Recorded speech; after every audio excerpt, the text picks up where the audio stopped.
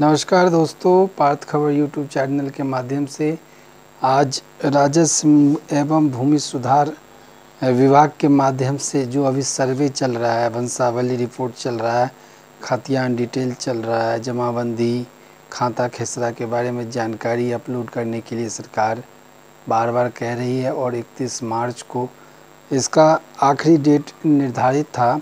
हालांकि शासन के मंत्रालय ने राहत देते हुए अभी तक पोर्टल खोल के रखा है अगले कुछ दिनों तक।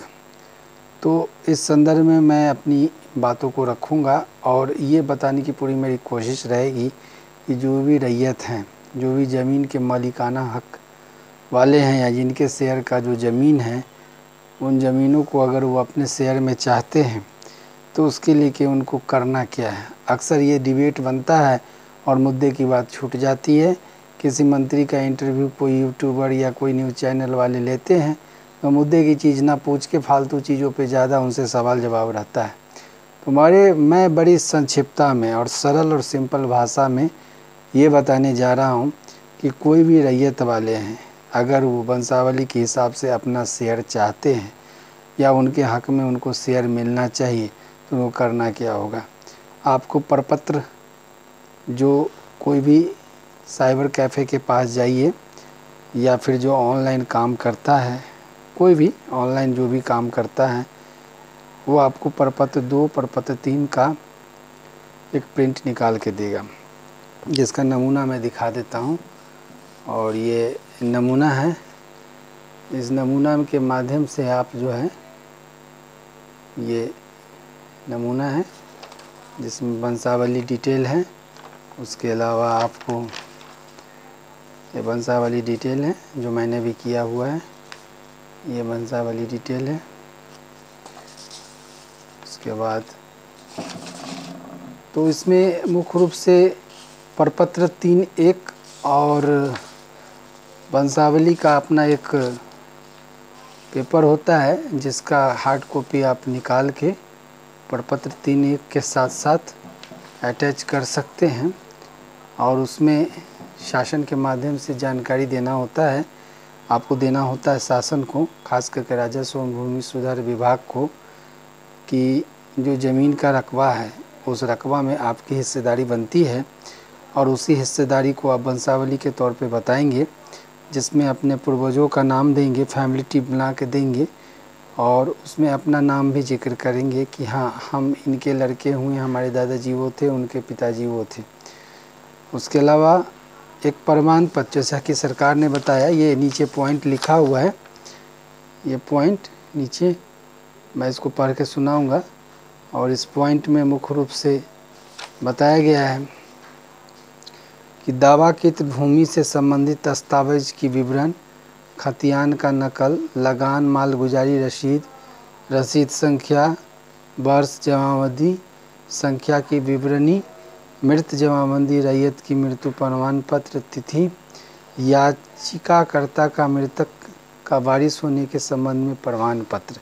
ये महत्वपूर्ण पॉइंट है कि अगर आप दावा कर रहे हैं, आप याचिकाकर्ता हैं, तो आपका रिलेशन कैसे उसमें सेटअप होगा, किस तरह से पता चलेगा कि आप उनके वंशज हैं, वो आपके पिताजी थे या दादाजी थे। ये रिलेशन को बताने के लिए आपको Aadhaar card, PAN card, driving licence जिसमें आपके पिताजी का नाम दर्ज है, वही काफ़ी है। उन चीज़ों के माध्यम से आप ये प्रमाणित कर सकते हैं कि आप उनके लड़के हैं या आपके वंशज वो थे। उसके अलावा अगर कोई मृत्यु प्रमाण पत्र है, आपके पिताजी मर गए हैं या आपके दादाजी मर गए हैं, तो मृत्यु प्रमाण पत्र के माध्यम से भी आप ये प्रमाणित कर सकते हैं। जैसा कि मृत्यु प्रमाण पत्र मैंने लगाया है, देख सकते हैं, ये मृत्यु प्रमाण पत्र के माध्यम से भी आप ये प्रमाणित कर सकते हैं कि ये मेरे पिताजी थे, ये पिताजी के पिताजी ये थे, क्योंकि पिता का नाम भी वहाँ रहता है, माता का भी नाम रहता है। तो उस दृष्टिकोण से ये साफ रूप से प्रमाणित हो जाएगा कि आपके वंशज, आपके पिताजी, आपके दादाजी ये थे। ये सिंपल तरीका है और ये पॉइंट बड़ा महत्वपूर्ण है। उसके अलावा खाता नंबर क्या है, खतियान नंबर क्या है, खेसरा नंबर क्या है, जमाबंदी नंबर क्या है, ये फॉर्म प्लेट पे आप उसको पुटअप कर लीजिए। आप ये जानकारी में रखिए कि जो भी चीज़ आप जानकारी दे रहे हैं वो पोर्टल के माध्यम से होगा, सर्वेयर करेंगे गुप्त रूप से, और आपके हक की जो भी ज़मीनें होंगी, एकड़ में हो या फिर कट्ठा में हो या धुर में हो, वो आपके नाम से ऑटोमेटिकली हो जाएगी। ऐसा मैं नहीं कह रहा, ऐसा राजस्व एवं भूमि एवं राजस्व विभाग के कर्मी के माध्यम से सर्वे होगा, और इस सर्वे के बाद आपको जानकारी दी जाएगी। आपके मोबाइल पे बज़ाब्ते सारा कुछ डिटेल्स आएगा, और उसमें आपको खाता नंबर, खेसरा नंबर, रकबा, चौहद्दी, उत्तर, दक्षिण, पूर्व, पश्चिम सारा डिटेल फिलअप करना है। ये फॉर्मेट है जिसको प्रपत्र 2 के नाम से जाना जाता है। इस माध्यम से आप देख सकते हैं, ये फॉर्मेट है। इस फॉर्मेट के माध्यम से यहाँ आप डिटेल भरिए। डिटेल भरने के बाद जो है सो ये बताना होगा कि आपने जो भरा है उसमें कितना खाता नंबर क्या डाला है, खेसरा नंबर क्या डाला है, चौहद्दी क्या डाला है, जमावदी संख्या क्या डाला है, और उसके अलावा आपके आधार नंबर भी यहाँ पे इंडिकेट होना चाहिए, आपका एड्रेस होना चाहिए, आपका साइन होना चाहिए, ताकि ये पूर्ण रूपेण फॉर्मेट जो पोर्टल है, पोर्टल के माध्यम से अपलोड होगा। अपलोड होने के साथ ही सरकार के विभाग के जो राजस्व हल के कर्मचारी हैं वो अपने अंचल को रिपोर्ट करेंगे। अंचल इसको अनुमंडल में जाके रिपोर्ट करेगा। अनुमंडल में के बाद जिला में जाएगा। जिला में जो एडीएम बैठते हैं, भूमि सुधार अपर समहर्ता महोदय, वो इनको अप्रूवल करेंगे, और अप्रूवल करने के बाद ये पूरी प्रक्रिया में 3 से 6 महीने लग सकता है, ऐसा मेरा अनुमान है, कोई दावा नहीं है। और उस प्रोसेस में आपने जो दावा किया है, जो आपत्ति किया है, कि मान के चलिए कि 25 एकड़ के आसपास प्रॉपर्टी है और उसमें 2 आदमी का शेयर है, तो 12.5 का शेयर आपका बनता है, 12.5 का शेयर अगला को बनता है। तो उस परिस्थिति में सर्वेयर का जो सर्वे होगा, जो अप्रूवल होगा, उसमें आपके नाम से हक और हिस्सा आपको सरकार करके दे जाएगी। तो ये सर्वे रिपोर्ट के माध्यम से जो सरकार कर रही थी उस माध्यम से है, जिसके अंतर्गत वंशावली का डिटेल आपको देना अति आवश्यक है, तभी जाके प्रूफ हो पाएगा कि आप सही में मालिकानी हक के आप वारिश हैं।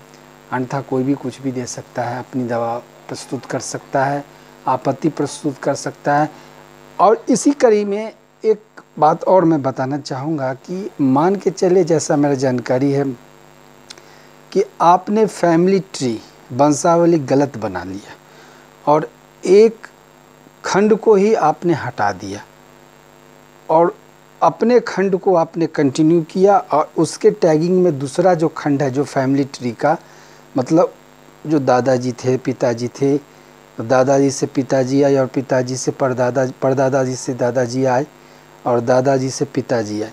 तो परदादा से जो दादाजी आए और दादाजी में जो 2 दादाजी आए, एक दादाजी को आपने अगर वंशावली में हटा दिया और अपने दादाजी का फैमिली ट्री कंटिन्यू रखा और उस बेस पे आपने जमाबंदी करा के और उनकी प्रॉपर्टी को भी आपने सेल कर दिया, बेच दिया, तो ये कानूनन अपराध है। मैं कोई वकील नहीं हूँ, लेकिन जहाँ तक मेरी जानकारी में है, लोगों से सुनता हूँ, समझता हूँ, उस आधार पे बोल रहा हूँ कि यह कानूनन 420 केस बनता है। और उस परिस्थिति में जो वाजिब हकदार हैं उन्होंने आपत्ति कर दिया, इसी जमाबंदी पे मेरे भी ज़मीन का हक है और उसने फैमिली ट्री वंशावली गलत प्रस्तुत करके हमारी ज़मीन को भी उसने बेचा। तो उस परिस्थिति में कोर्ट में उनको जाने का अधिकार है और कोर्ट के माध्यम से उनको 420 और जो धाराएं हैं उसके तहत, कानूनन अपराध के तहत उन्हें दंडित भी किया जा सकता है। ऐसा लोग करते आ रहे हैं, कर रहे हैं, और इसके लिए सरकार ने इसको भी साफ सुथरा कर दिया, पारदर्शिता के साथ काम कर दिया। प्रपत्र 2, प्रपत्र 3 एक के माध्यम से ये भी स्पष्ट हो जाएगा। तो इस तरह से ये झमेला ही ख़त्म हो जाएगा। ऑफलाइन ऑनलाइन का चक्कर नहीं, ऑनलाइन सारी व्यवस्था है, सरकार का पोर्टल है, पोर्टल पे डाउनलोड कीजिए, सेट कीजिए, सरकार के संज्ञान में, जानकारी में सारी बात चली जाएगी। अब इतनी बड़ी सुविधा गवर्नमेंट ने दिया है, अब गवर्नमेंट ने इतनी बड़ी सुविधा दिया है तो कहीं ना कहीं जो व्यवस्था है उस व्यवस्था के अंतर्गत बहुत मगजमारी था, बहुत परेशानी था, बहुत तनाव था, बहुत टेंशन था कि मेरा ज़मीन कोई दूसरा बेच लेगा मेरा ज़मीन में जुट कूद कोई और कर लेगा। तो ये काम आप टेंशन आपका नहीं हुआ, ये राजस्व भूमि एवं राजस्व विभाग के जो कर्मी हैं अब उनका टेंशन हो गया, उनकी ड्यूटी हो गई। अंचल में जो सीओ बैठते हैं उनकी ड्यूटी हो गई कि रियलिटी सच्चाई का मापदंड आप देखें, जो रियलिटी है उस रियलिटी को मापते हुए न्याय उचित कार्रवाई करके भूमि सुधार विभाग के अपर समहर्ता तक अपनी रिपोर्ट क्रम वाइज हर रैयत का वहाँ जाके सौंपे, ताकि जो रैयत है उनको उचित ज़मीन मिले और जो वाजिब हकदार है उनको वंचित का सामना नहीं करना पड़े। दोस्तों मेरा वीडियो कैसा लगा इस पे अपनी टिप्पणी दीजिए। अक्सर यूट्यूब में इन बातों को छुपाया जाता है या पूछते ही नहीं हैं। मैंने खुल के जहाँ तक मेरी समझ थी वहाँ रखा, बड़ा सिंपल और साधारण में अपने पार्थ खबर यूट्यूब चैनल के माध्यम से रखा हूँ। हो सकता है मुझे जानकारी न हो, कुछ बात मैंने गलत बता दिया हो तो उसके लिए मैं क्षमा याचना भी मांग रहा हूँ, लेकिन फिर भी ये जानकारी है जागरूकता के उद्देश्य से। आज का दिन आपका मंगलमय हो। बहुत बहुत धन्यवाद।